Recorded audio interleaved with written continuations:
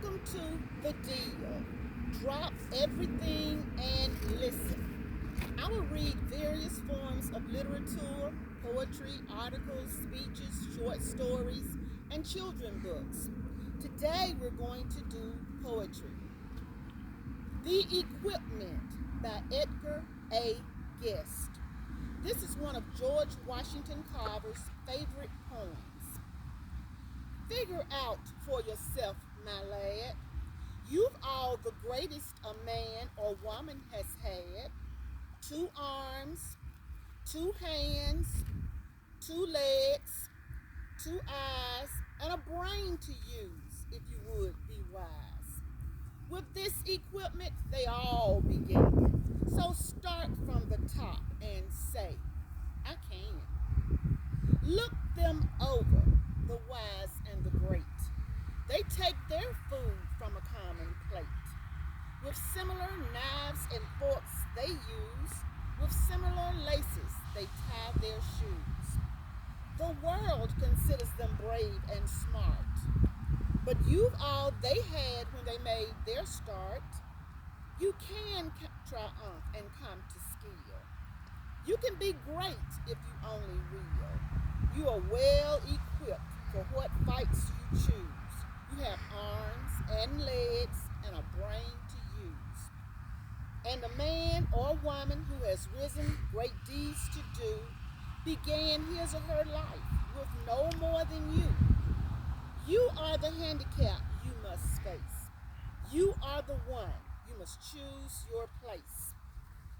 You must say where you want to go, how much to study, the truth to know.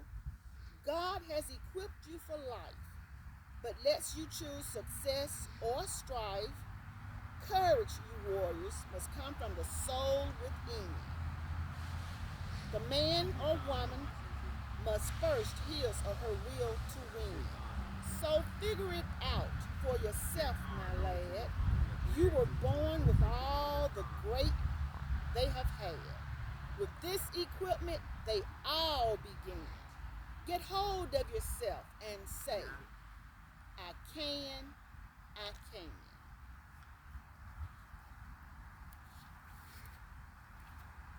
Rope Rhyme by Eloise Greenfield. Get set, ready now, jump right in, bounce and kick and giggle and spin. Listen to the rope when it hits the ground. Listen to that clappity slappity sound. Jump right up when it tells you to. Come back down, whatever you do.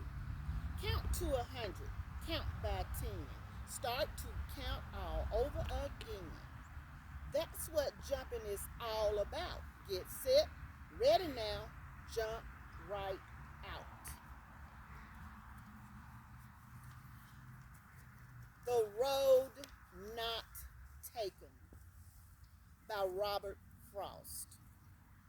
Two roads diverged in a yellow wood, and sorry I could not travel both.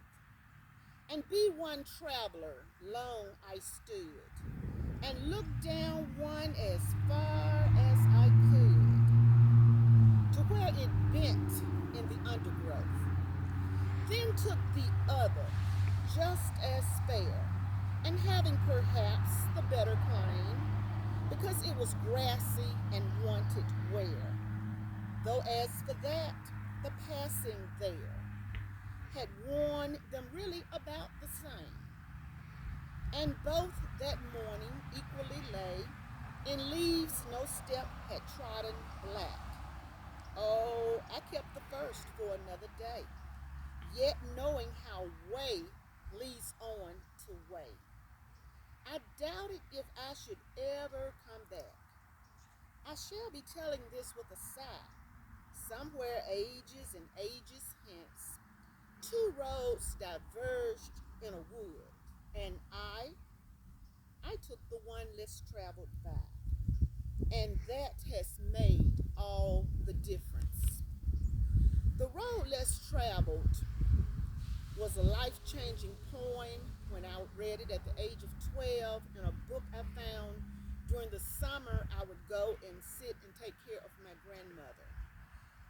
used it to stay focused on my goals as I grew older because my interest in boys elevated. So I chose reading.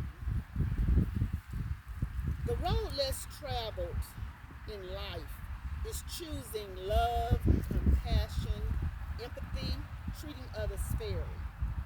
The road is narrow because it leads to following God, goodness, and forgiveness. The road that's crowded is filled with hatred, vindictiveness, betrayal, hostility, unforgiveness, and killing. This is the road most chosen to travel. I decided to choose the road less traveled. On the road less traveled, the people are few, but goodness and mercy and trusting in God leads to unspeakable joy, peace, and happiness. The road most traveled leads to hell. The road to hell is crowded. You can see the merry men a mile away. Their deadly deeds follow them, and their laughter is loud and boastful. This is the deal.